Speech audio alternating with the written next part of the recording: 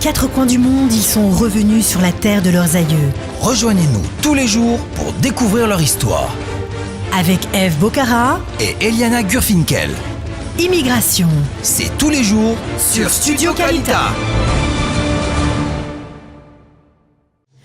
Bonjour Ève.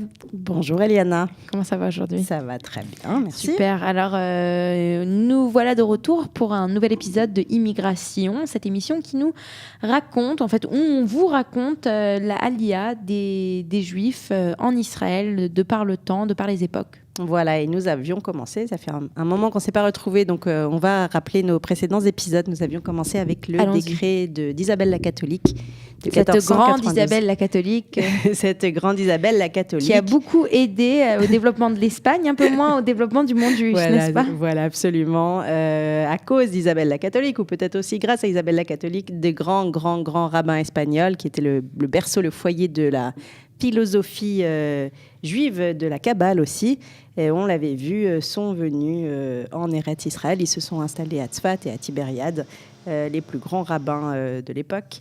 Et encore aujourd'hui d'ailleurs. Nous avions ensuite parlé de notre alia Betamar, notre alia des Juifs yéménites, qui se rapproche de du début du XXe siècle.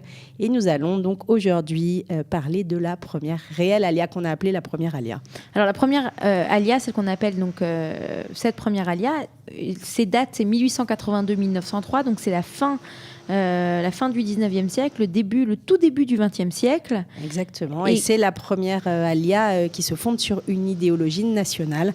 La première espagnole était liée à la persécution des Juifs. L'alia yéménite était liée à une alia religieuse, voulait retrouver la terre promise. Cette fois, les Juifs qui vont venir en Israël pour la première fois, ils ont un vrai désir d'État pour les Juifs. Alors, ce désir d'État, il vient d'abord parce qu'on a des pogroms en Russie en 1881-1882, des pogroms très durs. Et face à ces pogroms, il y a ce sentiment que pour pouvoir être pas libre, mais plutôt en sécurité, il faudrait justement être libre et avoir son propre État, ou enfin vivre en communauté de Juifs pour ne pas subir cet antisémitisme terrible. Alors exactement, il faut rappeler que jusqu'aux années 1880, qui est aussi ces années où a explosé l'affaire Dreyfus en France, on est dans ces mêmes années, jusque-là les Juifs vivaient de mieux en mieux finalement dans les pays dont ils étaient les nationaux, et que ces vagues de pogroms en Russie notamment, et ces années très difficiles pour les Juifs sont arrivées de manière encore plus durement pour eux. Ils s'y attendaient pas, et à chaque fois c'est un événement un peu désagréable qui fait que les Juifs deviennent les coupables. En Russie, ça s'est passé en 1881 avec l'assassinat... Les têtes de Turcs, hein. Voilà, les têtes de Turcs, exactement. L'assassinat du tsar Alexandre II, et puis les Juifs ont été accusés d'en être les responsables, et les pogroms se sont ensuite enchaînés. Et donc, on peut dire d'une certaine manière que c'est l'antisémitisme de la fin du 19e siècle qui a engendré le sionisme.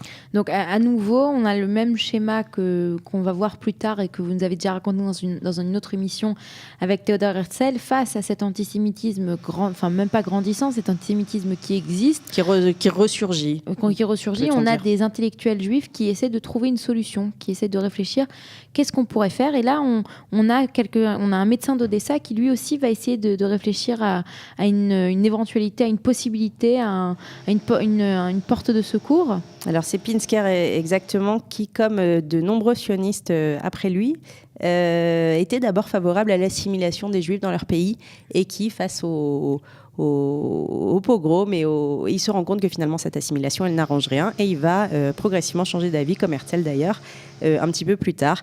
Et donc Pinsker va être le premier qui va théoriser cette question du sionisme, même si le mot n'existe pas encore. Il va écrire un livre qui s'appelle Auto-émancipation, et qui va poser les bases d'un possible État pour les Juifs. Alors en fait, ce qu'il le prédit, c'est que la judéophobie, c'est le terme qu'il utilise, va aller de façon croissante au fur et à mesure qu'on aura une modernisation des sociétés européennes, mais que cela ne va pas aider les Juifs, parce qu'ils seront d'un seul coup en concurrence, et étant en concurrence, au final, ils deviendront ce qu'on a dit tout à l'heure, les têtes de Turcs, les boucs émissaires des Juifs, de l'Europe.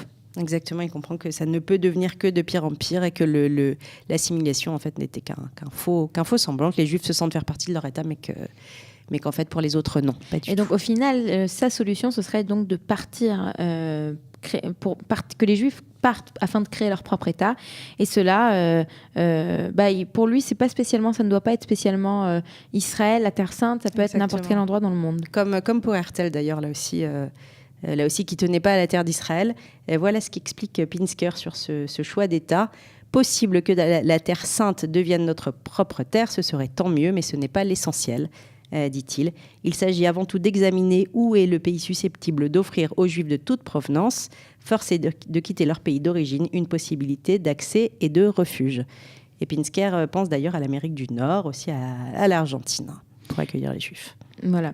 Alors, mais en parallèle de Pinsker, on a quand même des organisations qui s'organisent afin de monter en Israël. Alors, on a par exemple en 82 le groupe Bilou.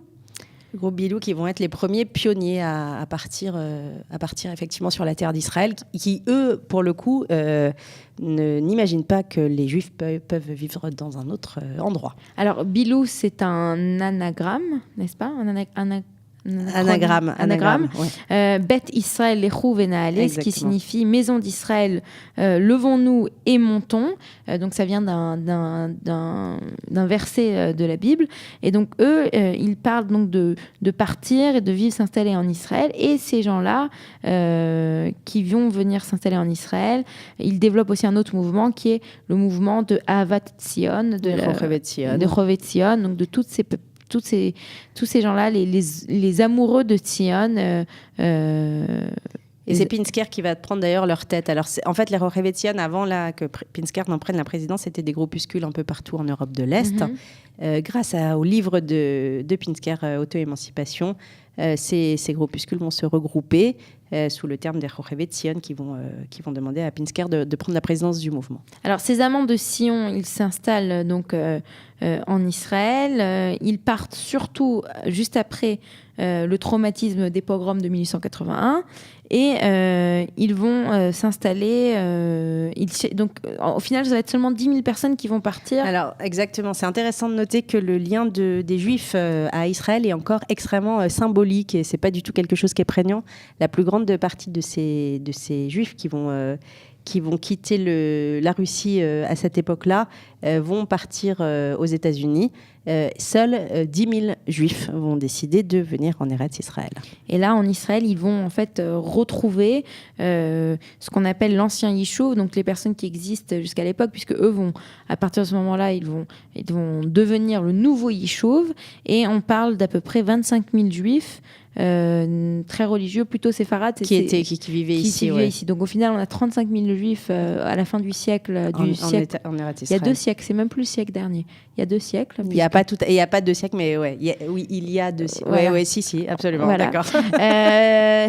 Et donc, et puis c'est comme ça qu'ils arrivent. Et puis on verra dans notre prochain épisode, en fait. Comment va se passer cette installation un peu difficile. Voilà, merci beaucoup, Ève. Merci, Eliane. Au revoir.